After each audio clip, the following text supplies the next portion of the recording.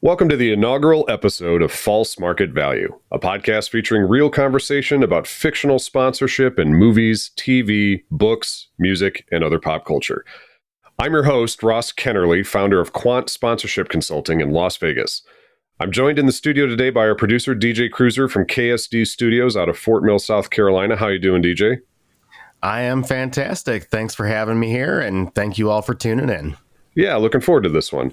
So before we recorded any episodes, I thought it made sense to record a quick introduction to the podcast called a primer to the pod, that we would make episode 1 and just make it evergreen, leave it up. So if anyone's finding this podcast for the first time, they'd be able to listen to this episode and understand what we're trying to accomplish here.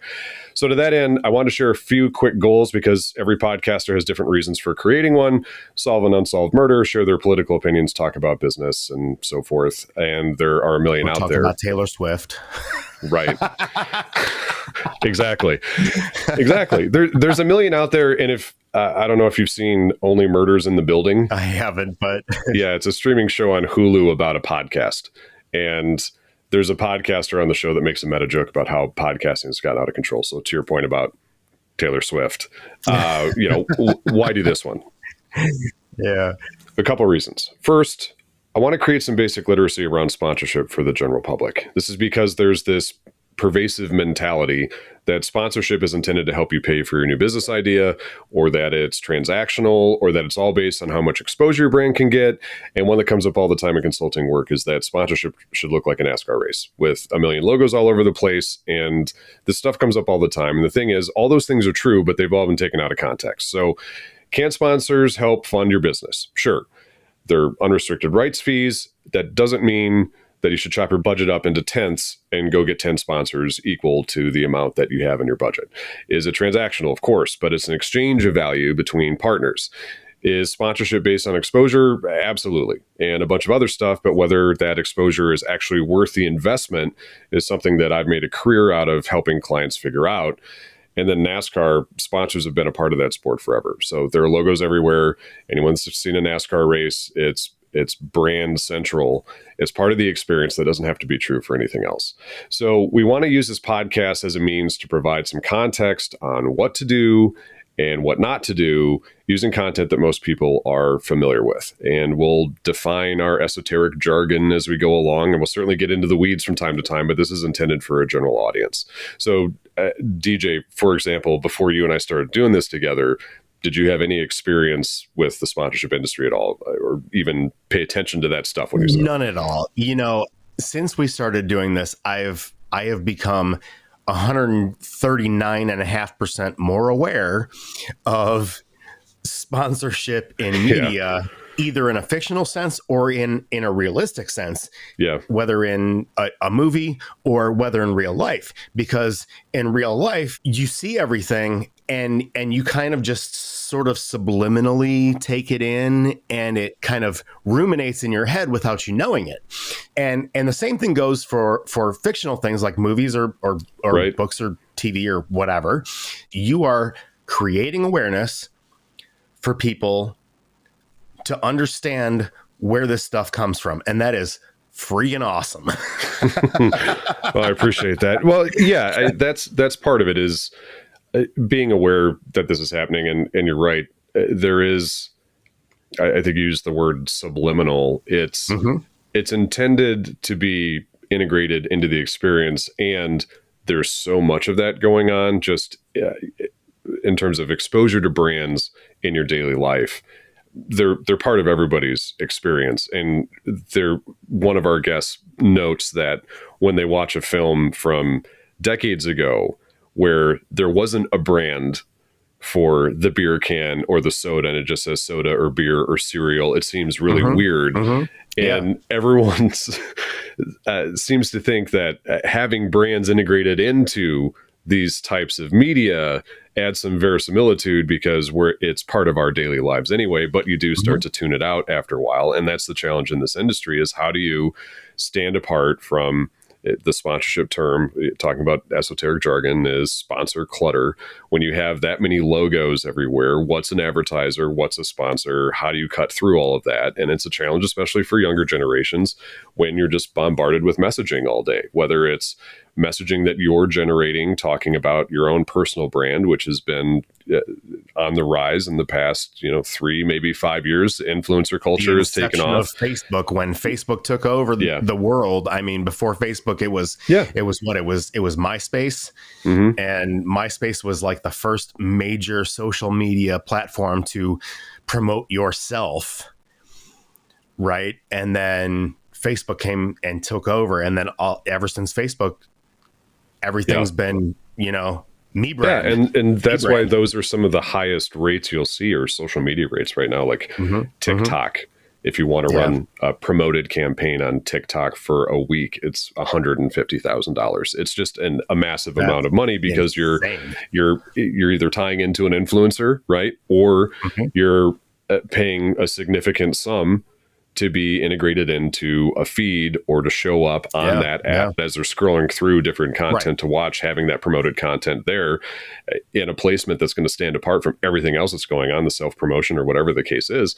That's going to be expensive because of the media, and it's new media too. That tends to happen. It happened with radio advertising back in the 1930s, 40s, starting in the 20s, I think. So say 20s through 40s, radio was predominant. TV takes off, then TV becomes predominant, then internet, then social media. And the cycle seems to continue where whatever the new media is, the latest and greatest thing. I mean, it's the most expensive thing. But that is one of the goals, is just generating awareness for where these things are. But the other thing is also what, as we were just talking about, what brands typically pay to do things like that. And when I first had the idea for this podcast and was socializing with some colleagues, one made the comment of, why don't you just, talk about a naming rights agreement or something? And the thing is, on LinkedIn, that's what everybody in our industry is talking about. There's a lot of content, especially about pro sports and sponsorship in pro sports, that everyone seems to have an opinion on, and I do too. But I don't think that's interesting to most people generally, because you're sort of I guess in this first episode, our litmus test for once you're aware of it, it doesn't matter if you're an industry professional, all of a sudden you start paying attention to this stuff. And it's fascinating to see how those brands can effectively weave themselves into a film or a TV show. And some of those are paid product placements, right? And some of them are, the fun ones are the fictional brands that are woven into a story. I've got a couple in mind, but we won't get there in this episode. So. Hey, not everybody is a sports fan, and not everybody follows pro sports, and specifically pro sports sponsorship. So we thought this would be a more fun way to talk about sponsorship than, digging into a naming rights agreement, which is really for industry professionals. And there's a place for those. But the way to put it, I think, is if those types of podcasts and content are the Wall Street Journal of sponsorship, we're People Magazine, right? We're trying to reach a general audience. And so there's nothing more fun to me, being an analyst in nature, than to take a scientific approach to something silly. And I think that's just the geek in me. But it's also been around in pop culture for decades. And as you start to, peel back the layers of the onion of how far does this go back, we get to show people how sponsorship, and specifically fees and values, have changed over time. And that's because, if you go to our website, we talk about how context is everything. And, these conversations are part of the discussion as well. And it all helps advance the industry. And that's what ultimately we're trying to do here. So here are the rules. 1, it has to be a real company sponsoring a fictional property. And that's another, industry jargon alert. So by property, just mean an entity, someone that's trying to sell sponsorship. Right. Number 2, it has to be a fake company sponsoring a real property, or the creme de la creme, it has to be a fake company sponsoring a fake property. And we might bend those rules from time to time. Somebody asked if we were doing Barbie. I haven't seen Barbie yet, but if there's a sponsorship agreement, and there may be, and the same would be true for like the Transformers films, where there's a toy brand that owns all the IP that's being converted into a film, a scripted film, where it's just the entire experience. That starts to fall into product placement. And one of the things that we'll have to talk about is whether money changed hands. And it'll be a topic of conversation. And for product placements, there are. And I especially think for the first category, a real company sponsoring a fictional property, as we're learning going through this, is that a lot of those are paid product placements. We're doing one later this week where that's definitely the case. And we'll dive into that a little bit more. But I'd love to talk about Jaws. I told you that before. I'd love to do the Ocean's films, but if there's not a sponsorship in the film, I'm going to consider those off limits. Like I said, we might bend the rules from time to time, but the rules. Yeah. So to give you an idea of what we mean by that, I'm going to do a quick one here, and we're going to use a third criteria: fake sponsor, fake property. I'm glad you have a couple too, and I didn't tell you which one we're doing, but the year is 1991. The television show is Saturday Night Live. Okay. The sponsorships are all the fictional sponsors of the fictional hit primetime legal drama Unfrozen, Caveman, Lawyer. What? And this is false market value.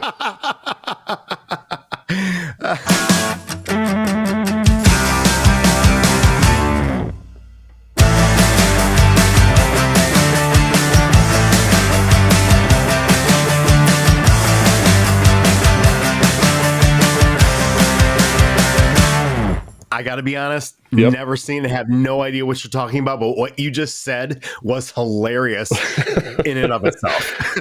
Right. Well, again, this is what we're trying to do. Like you laugh, but there's some truth to this. All right. So, okay. All right. Unfrozen Caveman Lawyer, you said you've never seen it. So it aired during the 17th season, which started on September 28th, 1991. It aired on NBC from 91 to 96.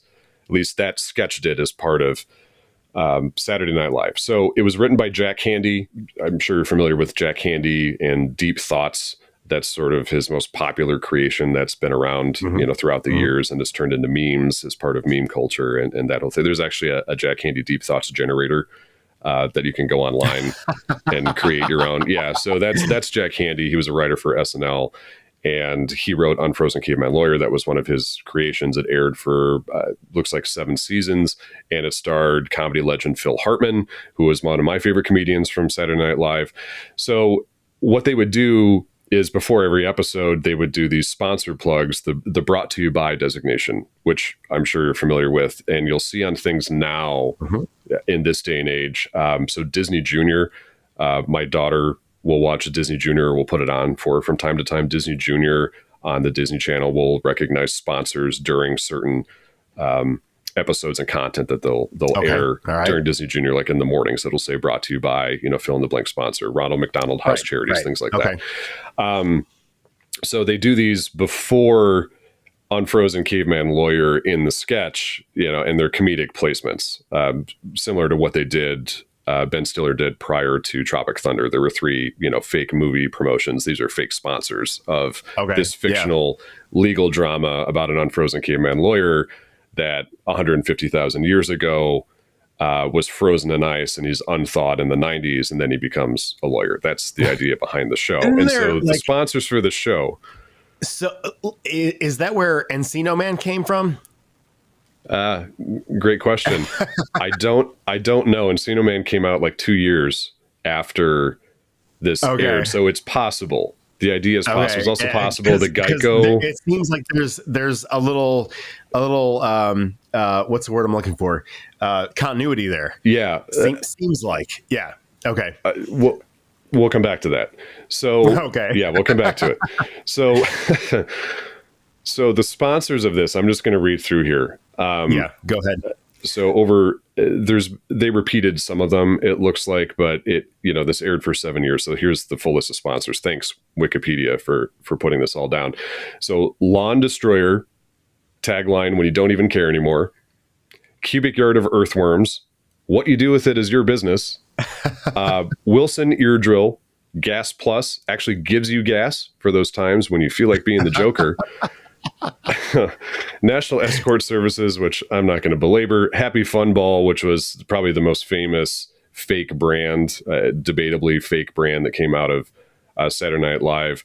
Chili Be Gone, Spider Whistle, Clyde Baxter, Big Fat Bean, Chemical Sheller, Planet Xylon, Change Your Ways or We'll Come There and Destroy You, Stink Pies.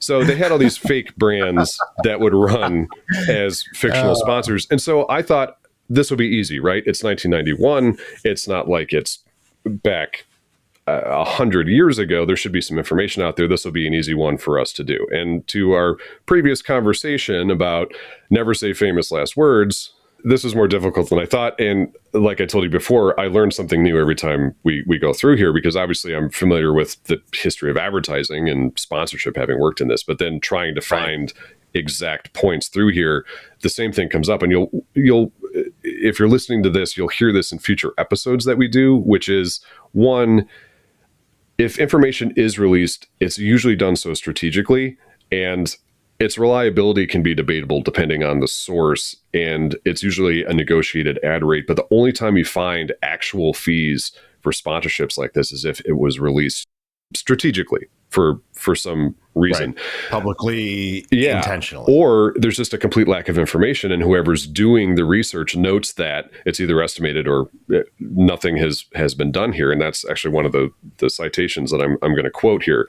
But yeah, this wasn't as easy as I had originally anticipated, but did some research into 1991, brought to you by sponsors. And the thing is, other than PBS, so 15 to 20% of PBS's budget, at least around that time frame, comes from corporate sponsorship, right? As a public broadcaster, the commercial networks, the story is a little bit different. So I'm not going to go into the whole history of it, but as we talked about at the top of the podcast, radio sponsorship, and it was called single sponsor format, if you want to call it that. There was a single sponsor that would pay for a program, and their branded content or advertising content was worked into the radio program as sponsorship of the show, and they help cover the costs of that.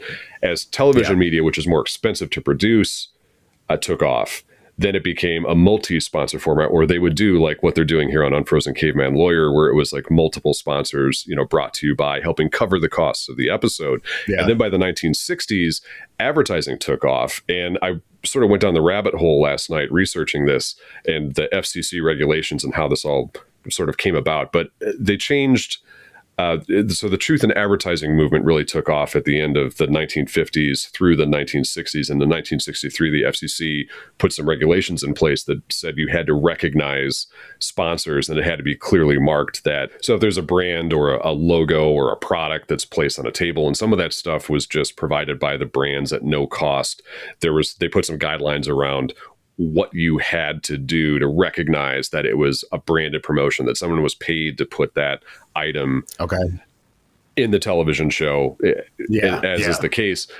But the thing is, there was a direct association with that property, but if anything happened, the show was canceled, or there was some sort of problem with an actor or the content, or reputational damage, it made more sense for them as an art form in the 1960s to focus more on 30-second spots, and those replaced the multi-sponsor platform for television programming, where instead of multiple sponsors recognized at the beginning, at the end, and this didn't happen everywhere in the world, just more so in the US, the 30-second spot took off, and that led to the 60s sort of creative revolution in advertising. And there's a lot of history behind that if people want to go online and read that. That's the start of everything that we know today. I mean, that's the whole point of Mad Men. It basically covers 60 to 69, I think, or into the early 70s, and sort of what happened in the advertising industry on Madison Avenue in New York. And that's all, the stuff of legend, if you want to call it that, or, canon of the marketing industry. And Leo Burnett, having lived in Chicago for a long time, Leo Burnett was the big agency that worked on, tobacco companies, or worked with tobacco companies around their advertising and things like that. And that was based out of Chicago. And I had some friends that worked at Leo Burnett. And so that was all part of sort of the history of how sponsorship sort of converted into the 30-second spot. But it still happens on, public broadcasting. It still happens on things like The Price is Right, where they recognize, promotional consideration provided by, where they're providing prizes and things like that. And all those regulations, it appears, would have been finalized between 60 and 63 through a bunch of congressional hearings and, FCC reports and things like that. So the rules changed, the medium changed, and sort of went away from that. So back to my point about 1991, you go into 91 and try and find examples of where that happened. It wasn't really happening anymore. It was the 30-second spot. And in fact, in 1990, 1991, especially in primetime television, there was more, depending on the network, and Fox wasn't what it is now. It was just still the big three: CBS, NBC, ABC were the dominant network for programming. There was an increase in the amount and frequency of ads that were running during telecast. And there's actually some measurements. If you go back and look at there's a New York Times article specifically from the 90s that talks about how that was happening from 90 to 91.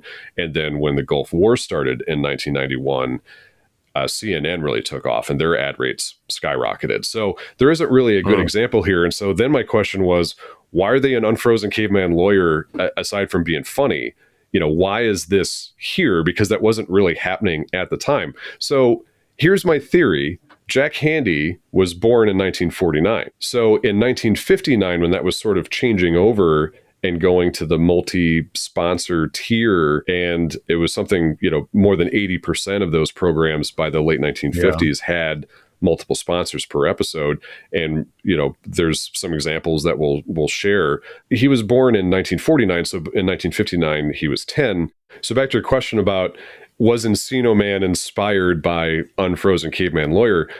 So my theory is that Unfrozen Caveman Lawyer was actually inspired by a television program in 1966 that ran from 1966 to 1967 called It's About Time. And that was from the 60s when, Jack Handey, having been in 49, would have been in his late teens. So I actually went back and researched from where I could find it, the intro and outro to It's About Time. And It's About Time is about initially two astronauts that end up traveling back in time to the Stone Age and interacting with a prehistoric family of cavemen. And then the second half of the season brings the cavemen to New York in the 1960s. So that would have been when Jack Handey was in his late teens. And it also would have been around the time frame we're talking about where they were sponsored by, although I couldn't find any examples of it. If that's true, right, where he's bringing back something that he saw in his comedy writing career 20 years later in the 90s, right, I think that's a reference to the 1960s show that he watched. And I think Unfrozen Caveman Lawyer was inspired by this program called It's About Time. And so in the 60s, I think the way to do this, and again, we're showing how sponsorship has changed over time, is I wanted to look at, so in the time period, what were sponsors paying as part of that multi-tiered sponsor platform? In 1991, if that were still happening, if Unfrozen Caveman Lawyer was a real program, and if those sponsors were real, what would they have paid at the time in 1991? And if that existed now, how would we do it? And how much would they pay to be a sponsor of a program on primetime television now? So in 1959, that's big bucks. So when Jack Handey was 10 years old, in 1959, those spots were between $5,000 and $10,000 for a 30-second spot, but they're actually sold in 60-second blocks. So it was $10,000 to $20,000 for 1 minute of sponsorship recognition during a television program, and that's in 1959. And so, why that's important is there's actually a study from 2010 in Norway. They set aside some research participants, and they created 10-minute content, right? A 10-minute short film. And before and after the film, they would run sponsor designation. And they use things like sponsors from Denmark that didn't have recognition in Norway to test whether someone would be aware of it if they showed a random person this 10-minute short film that had sponsor recognition before and after, and then they ran a 30-second spot in the middle, and they had advertising executives determine what 30-second spot would go in the center. And there were some popular ones like Coca-Cola. So what they found was 10 seconds of sponsor recognition is almost identical to 30 seconds of advertising during a program like that. They do know that because they were doing 10-minute films, that there's a limiting effect the more those exposures happen. So it's not like you become more aware of Coke being a sponsor of a program like that if they keep running recognition in front of it. And they said this merits some follow-up. But again, to our point about it doesn't look like there was any follow-up on this over the past 13 years, that the awareness doesn't continue to increase the more you show exposure. They would show it during the program, and then you're either aware or you're not. It sounds like of who the sponsors were. But that exposure and the awareness of the brands that are there was identical through 10 seconds of sponsorship versus 30 seconds of advertising. So we can use those 30-second advertisement costs from 1959 to at least have a good understanding of, what the value would be during that time period. So in 1959, like I said, 30 seconds would have been equivalent between $5,000 and $10,000. And the time that those Unfrozen Caveman Lawyer sponsor ads ran, it was about a little more than 20 seconds of airtime. Each one was about 8 seconds on average. So those, Okay. if they had run in 1959, would have been about 80% of what that 30-second cost spot would be if 10 seconds equals 30 seconds. Gotcha. Yeah. So Yeah. in 1959, each one of those Happy Fun Ball promotional sponsor messages before Unfrozen Caveman Lawyer would have been about $4,000 each on the low end, $8,000 on the high end. From 1989 to 1990, I found some research in a New York Times article from the time period that showed there was a group that was trying to determine the effectiveness of public service announcements for colon cancer. And so as part of that study, Procter & Gamble donated their ad time. And then, in fact, they donated 565 spots during the time that would, in this case, we're targeting a male audience. And they said the equivalent of that was about $21.3 million worth of ad time. So for our purposes in 1991, 1990, 1991, each one of those spots locally, and they aired regionally. So it's not like they had aired, just in a major DMA. It was, by DMA, sorry, industry jargon alert, a designated marketing area. So the New York DMA includes New Jersey, Atlanta DMA, and these are all measured by AC Nielsen, and they're actually ranked if you go online, and it compares markets, media markets. So New York, LA, Chicago, Atlanta, Houston, those are some of the bigger ones, and those are top 10 DMAs. So these aren't top 10 DMAs. It's Eau Claire, Wisconsin. It's Marion, Ohio, is where these spots were advertising. So the ones that were airing in other markets were a little bit larger, but usually the ads that would run through something like Unfrozen Caveman Lawyer during primetime or even Saturday Night Live might be local ads depending on who you're trying to target. But each one of those spots between 89, 90, 91 around there were about $38,000 per spot, and those are running all over the country to test that. So that's sort of our benchmark, if you will, for the early 1990s. So if Unfrozen Caveman Lawyer had those sponsors and both of those things were real and not fictional in 1991, each one of those sponsor promotions, 80% of the ad value would be about $30,000 for each one of those sponsor recognitions before the program. Now, wow, what is it worth today? So in 2017, fast forward. So in 2017, Variety measured this. Saturday Night Live, their airtime, if you ran a 30-second spot during Saturday Night Live in 2017, it was $183,000. A little bit more, almost $184,000. So between 2017 and now, and again, we're using Saturday Night Live is the benchmark here because it's relative to the content that we're talking about. But the advertising industry between 2017 and this year, 2023, increased on average about 6.29% a year. So in 2023, and that includes, that average includes the pandemic. So, anytime that there's a recession, for example, if you look at ad rates, they drop and then they bounce back up again the following year or, following 2 years.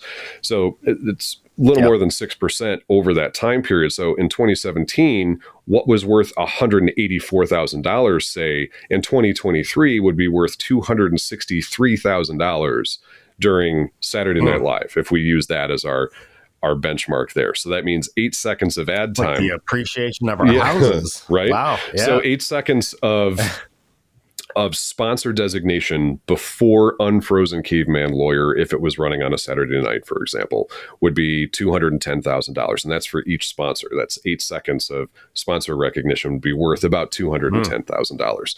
So 1959, 1991, 2023, $4,000, $30,000, $211,000, say, that has changed over the years from 1959 to 2023. So just a quick example of what we're trying to do, with this content and in creating this podcast was to go through an example like that. And we're going to do that in more detail when we get into things like films where there's a lot of recognition, and we'll have a fun one to do in the first couple episodes here. But that's the idea, is create some basic literacy around how these things are sold, use a couple examples, create it for a general audience, and then ultimately give an example of what we thought, that particular content or that particular property was worth, both at the time that it aired, in the original context that it aired, and then how we would do that today. And how we would do it today is those would likely be ads running during there, unless it was something like PBS or it made sense to the content. Yeah. That's how we would do that today. So there isn't a true comparable there, but point is, airtime during television broadcasts has become very expensive. If you want to go look at Super Bowl ad rates, knock yourself out. They go all the way back to the first Super Bowl to show how that's changed. Yep. Yeah.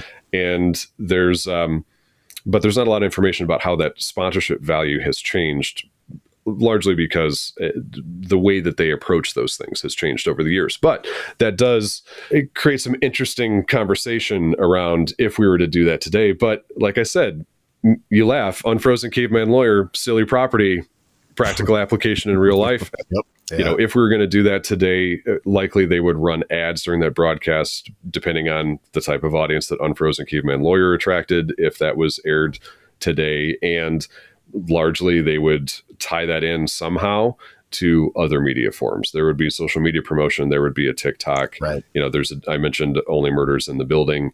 There's a joke in a recent episode that aired for that program about how they're promoting a TV show that one of the actors in the context of the movie was offered a role doing some, they called it burrito shorts or something that were airing on the Chipotle app. So there would have been some tie-in to social media, digital media now. It wouldn't be, like it did back in the day where these sponsors covered the cost of a radio television program.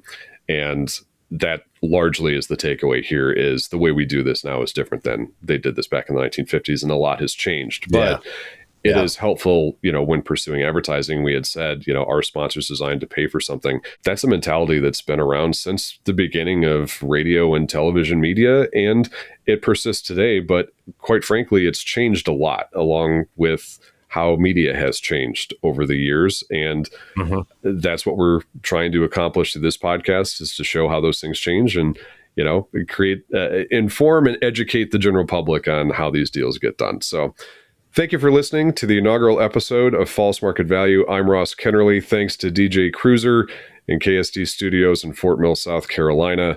We've got a great one coming up next week. Can't wait to share it with you. Thanks again, and we'll see you next time.